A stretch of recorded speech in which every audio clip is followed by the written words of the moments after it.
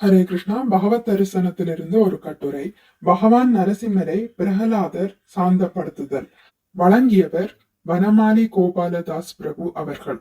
அனைத்து வேதங்களையும் தொகுத்த ஸ்ரீல வியாசதேவர் அவற்றின் தெளிவான சாராம்சத்தை வேத இலக்கியம் எனும் மரத்தின் கனிந்த பழத்தை ஸ்ரீமத் பாகவதத்தின் வடிவத்தில் நமக்கு வழங்கியுள்ளார். இது 12 ஸ்கந்தங்களில் 18,000 ஸ்லோகங்களாக விரிந்துள்ளது. தெய்வ திரு ஆனாச்சானா பக்திவேதாந்த சுவாமி ஸ்ரீல பிரபுபாதா தமது ஆழ்ந்த புலமையாலும் பக்திமயமான முயற்சிகளாலும் இன்றைய நடைமுறைக்கு ஏற்ற தமது விரிவான விளக்க உரைகளுடன் பக்தி ரசமூட்டும் ஸ்ரீமத் பாகவதத்தினை நவீன உலகிற்கு வழங்கி பேருபகாரம் செய்துள்ளார். அதன் ஒரு சுருக்கத்தை இங்கு தொடர்ந்து வழங்கி வருகிறோம். இதன் பூரண பலனை பெற ஸ்ரீல பிரபுபாதரின் உரையினை இத்துடன் இணைத்து படிக்க வேண்டியது மிகவும் அவசியமாகும். இந்த இதழில் 7ஆம் ஸ்கந்தம் அத்தியாயம் 9 நரசிம்மரின் ஆசி. ஹிரண்ய கசிபுவையும் அவனது சகாக்களையும் வதம் செய்த பின்பும் கோபம் தணியாத பகவான் நரசிம்மதேவரை அணுகுவதற்கு பிரம்மதேவர், சிவபெருமான் உள்ளிட்ட தேவர்கள் எவரும் துணியவில்லை. லக்ஷ்மி தேவியால் கூட பகவானின் இத்தகைய அற்புதமான அசாதாரணமான ரூபத்தை கண்ட அச்சத்தில் அவரை அணுக இயலவில்லை. அச்சமயத்தில் பிரம்மதேவர் பிரகலாதரிடம், குழந்தாய், பகவான் நரசிம்மதேவர் உன் அசுர தந்தையிடம் மிகவும் கோபம் கொண்டுள்ளார். ஆகவே அவரிடம் சென்று தயவு செய்து அவரை சாந்தப்படுத்துவாயாக என்று கேட்டுக்கொண்டார். அதனை ஏற்றுக்கொண்ட பிரகலாதர் நரசிம்மதேவரின் அருகில் சென்று கூப்பிய கரங்களுடன் சாஷ்டாங்கமாக நமஸ்கரித்தார். பிரகலாதரை கண்ட பகவான் அன்பினால் பேரானந்தமடைந்து அவரை எழுப்பி தம் திருக்கரத்தை தலைமீது வைத்து ஆசி வழங்கினார். உடனடியாக பிரகலாத மகாராஜரின் உடலில் பரவசத்தின் அறிகுறிகள் தோன்றின. அவரது இதயம் அன்பினால் நிறைந்து கண்களில் நீர் மல்கியது. பிரகலாதர் தமது மனதையும் பார்வையையும் நரசிம்மதேவரிடம் நிலைக்கச் செய்து தழுதழுத்த குரலில் அன்புடன் பிரார்த்திக்க தொடங்கினார். பக்தர்களின் புகழ். பிரகலாதர் பின்வருமாறு துதித்தார். பகவானே, அசுர குடும்பத்தில் பிறந்த நான் பரமபுருஷராகிய தங்களை திருப்திப்படுத்துவதற்கு சிறிதும் தகுதி இல்லாதவன்.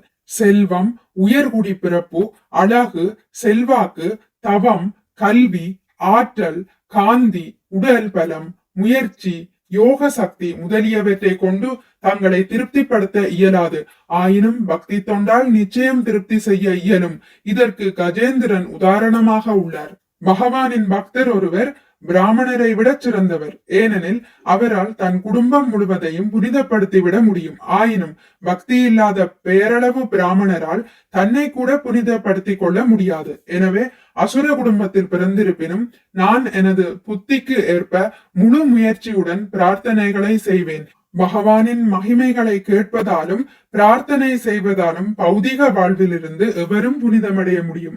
பகவானே, பிரம்மதேவர் முதலான எல்லா தேவர்களும் தங்களின் உண்மையான சேவகர்களாவர். இந்த பயங்கரமான ரூபத்தில் தோன்றியிருப்பது தங்களது திருவிளையாடலே. எப்போதும் பிரபஞ்சத்தின் பாதுகாப்பிற்கும் முன்னேற்றத்திற்குமே தாங்கள் அவதரிக்கிறீர்கள். பிரகலாதரின் விருப்பம்.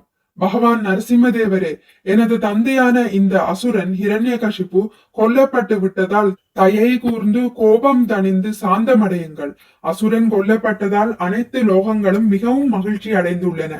தங்களது மங்களகரமான இந்த அவதாரத்தை எல்லாவித அச்சத்திலிருந்தும் விடுபடுவதற்காக அனைவரும் எப்போதும் நினைத்து போற்றுவார்கள்.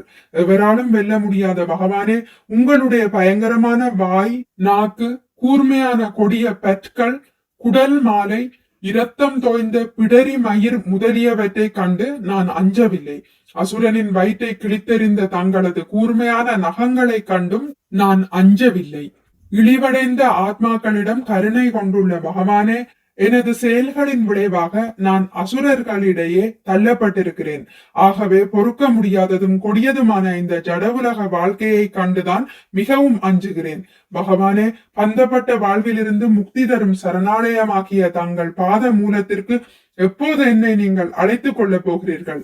துன்பகரமான வாழ்விலிருந்து வெளியேறுவதற்கு பல பரிகாரங்கள் இருந்த போதிலும் இந்த ஜட உலகில் உள்ள இத்தகைய பரிகாரங்கள் துன்பங்களை போக்குவதற்கு பதிலாக அதிக துன்பங்களையே தருகின்றன. ஆகவே தங்களது சேவையில் ஈடுபடுவதே ஒரே பரிகாரம் என்று நான் கருதுகிறேன். இத்தகைய சேவையை பற்றி அன்புடன் எனக்கு உபதேசித்து அருளுங்கள். பக்தர்களின் சகவாசத்தால் எல்லா களங்கங்களிலிருந்தும் முற்றிலும் விடுபட்டு சீடு பரம்பரையின் அடிச்சுவடுகளை பின்பற்றி தங்களது மகிமைகளை நான் பாடுவேன். இவ்விதமாக அறியாமை கடலை என்னால் கடந்துவிட முடியும். காலத்தின் விளைவு. பரமனே, உயிர்வாளிகள் தத்தமது தேகாபிமானத்தின் காரணமாக அவரவரின் உண்மையான சொந்த நன்மைக்காகவும் மேன்மைக்காகவும் எதையுமே செய்ய முடியவில்லை. தற்காலிக நன்மை தரும் எந்த பரிகாரமும் நிரந்தரமானவை அல்ல. சிறு படகை கொண்டு ஆர்ப்பரிக்கும் சமுத்திரத்தை கடப்பது இயலாதே. பிரம்மதேவரில் இருந்து சிறிய எறும்பு வரையுள்ள அனைவருமே இக்குணங்களின் ஆதிக்கத்தின் கீழ்தான் செயல்படுகின்றனர். நித்திய புருஷராகிய பகவானே, காலத்தால் கிளர்ச்சி அடையும் தங்களுடைய புறசக்தியின் வாயிலாக உயிர்வாளியின் சூட்சும சரீரங்களை தாங்கள் படைத்திருக்கிறீர்கள். மனமானது பல வகைப்பட்ட எண்ணிலடங்காத ஆசைகளில் ஜீவராசியை சிக்க வைக்கிறது. இத்தகைய ஆசைகளை நிறைவேற்றிக் கொள்ள எண்ணிலடங்கா சிரமங்களை மேற்கொள்ள வேண்டியுள்ளது. தங்கள் தாமரை பாதங்களில் சரணடைந்தாலன்றி யாரால் இந்த சிக்கலில் இருந்து விடுபட முடியும்? உங்களுடைய பிரதிநிதியான கால சக்கரத்தால் நசுக்கப்படுவதால் நான் எப்போதும் உங்களிடம் பூரண சரணாகதி அடைந்துள்ளேன். அன்புடன் தங்கள் தாமரை பாதங்களில் எனக்கு பாதுகாப்பளித்து அருள்வீராக. பொதுவாக மக்கள் நீண்ட ஆயுளையும் செல்வத்தையும் சுகபோகங்களையும் அடையும் பொருட்டு மேலுலகங்களுக்கு ஏற்றம் பெற விரும்புகின்றனர். என் தந்தையின் செயல்களின் மூலம் இவற்றையெல்லாம் நான் கண்கூடாக கண்டேன். மிகவும் பலசாலியான என் தந்தை ஒரே நொடியில் உங்களால் முற்றிலும் முறியடிக்கப்பட்டார். இவ்வுலக ஐஸ்வர்யம், யோக சித்தி, நீண்ட ஆயுள் முதலான பௌதிக சுகபோகங்களை அடைவதில் எனக்கு விருப்பமில்லை. பகவானே, உங்களுடைய தூய பக்தரின் சகவாசத்தில் என்னை வைத்து அவருடைய உண்மையான சேவகனாக இருப்பதற்கு எனக்கு அருள் புரிவீராக. பாராபட்சமற்ற பகவான். புலன்களை கட்டுப்படுத்த இயலாத ஒவ்வொரு உயிர்வாளியும் பாலைவனத்தில் உள்ள கானல் நீரை போன்ற வருங்கால மகிழ்ச்சியை விரும்பி அலைகிறான். இந்த ஜட உலகில் மகிழ்ச்சி ஏது? நான் அசுர குடும்பத்தில் பிறந்துள்ள போதிலும் பிரம்மதேவரும் சிவபெருமானும் லக்ஷ்மி தேவியும் கூட அடையாத வரத்தை எனக்கு வழங்கியுள்ளீர். தங்களின் கருணைமயமான தாமரை திருக்கரத்தை என் தலை மீது வைத்து ஆசீர்வதித்துள்ளீர். பகவானே, உங்களுக்கு நண்பர், பகைவர் அல்லது உயர்ந்தது தாழ்ந்தது என்று வேறுபாடு இல்லை. ஒருவனுடைய சேவையின் தகுதிக்கேற்ப வரமளிக்கும் தாங்கள் பாராபட்சமற்றவர் என்பதில் எவ்வித ஐயமும் இல்லை. பௌதிக ஆசைகளுடன் நான் கொண்ட சகவாசத்தின் காரணத்தால் பாழுங்கிணற்றில் விழுந்து கொண்டிருந்தேன். உங்களுக்கு பிரியமான ஸ்ரீ நாரத முனிவர் அன்புடன் என்னை சீடனாக ஏற்றுக்கொண்டு உன்னத நிலையை அடையும் மார்க்கத்தை எனக்கு உபதேசித்தார். எனவே அவருக்கு சேவை செய்வதே எனது முதல் கடமையாகும். படைத்தல், காத்தல், அழித்தல். பகவானே, சிருஷ்டிக்கு முன்பும் தாங்கள் இருந்தீர்கள், அழிவுக்கு பின்பும் இருப்பீர்கள். முழு பிரபஞ்சமாக விரிவடைந்திருப்பதும் உள்ளும் புறமும் இருப்பவை அனைத்தும் உங்கள் புறச்சக்தியே அன்றி வேறில்லை. அனைத்தும் உங்களிடமிருந்து தோன்றியுள்ளதால் அவை உங்களிடமிருந்து வேறுபட்டவை அல்ல. அதே சமயம் தாங்கள் அனைத்திலிருந்தும் தனித்து பரமபுருஷராக விளங்குகிறீர்கள். பகவானே, அழிவுக்கு பின் படைப்பு சக்தியானது யோக நித்திரையில் உள்ள உங்களுக்குள் பத்திரப்படுத்தி வைக்கப்படுகிறது. உங்கள் நாவியிலிருந்து உன்னதமான ஒரு சிறு விதை உருவாகி அதிலிருந்து பெரிய ஆலமரத்தை போன்று பிரம்மாண்டமான தாமரை மலர் தோன்றுகிறது. அதிலிருந்து பிரம்மா பிறந்தார். ஆயினும் அத்தாமரையை தவிர பிரம்மாவினால் வேறு எதையும் காண இயலாமல் அவர் நீருக்குள் 100 ஆண்டு காலமாக அத்தாமரையின் பிறப்பிடத்தை அறிய முயன்றார். அப்போதும் அதனை அவரால் தெரிந்து கொள்ள இயலவில்லை. பின்னர் அவர் அத்தாமரை பூவையே தஞ்சமடைந்து உங்களது கருணையால் உங்களது உன்னத உருவத்தை தரிசித்தார். அனைவருக்கும் கருணை. பகவானே, நீங்கள் குதிரை தலையுடன் ஹயக்ரீவராக தோன்றிய பொழுது மது, கைடபன் என்ற 2 அசுரர்களை கொன்று வேத ஞானத்தை பிரம்மதேவரிடம் ஒப்படைத்தீர்கள். மனிதன், மிருகம், முனிவர், தேவர், மீன், ஆமை என வெவ்வேறு அவதாரங்களில் தோன்றி நீங்கள் அசுர சக்திகளை கொன்று முழு சிருஷ்டியையும் பராமரிக்கிறீர்கள். கலியுகத்தில் நீங்கள் உங்களை பரமபுருஷராக காட்டிக் கொள்வதில்லை என்பதால் திரியுகர், அதாவது 3 யுகங்களில் தோன்றுபவர் என்று அறியப்படுகிறீர். கவலைகளே இல்லாத வைகுண்ட லோகங்களின் நாயகரே, என் மனமானது சில சமயம் பேரளவேயான இன்ப துன்பங்களில் ஆழ்ந்து மிகவும் பாவகரமானதாகவும் காம வேட்கை உடையதாகவும் இருக்கிறது. இந்நிலையில் உள்ள என்னால் எவ்வாறு உங்களுடைய செயல்களை பற்றி விவாதிக்க இயலும்? வீழ்ச்சியற்ற பகவானே, என்னுடைய நாக்கு அறுசுவை உணவுகளால் கவரப்படுகிறது. பாலுறுப்பு கவர்ச்சியான பெண்ணுடனான காம சுகத்தை நாடுகிறது. சருமம் மென்மையான பொருட்களால் கவரப்படுகிறது. வயிறு நிரம்பிவிட்ட பிறகும் உண்ண விரும்புகிறது.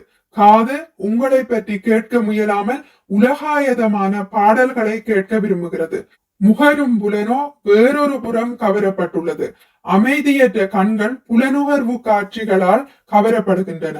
செயற்புலன்கள் வேறு எதனாலோ கவரப்படுகின்றன.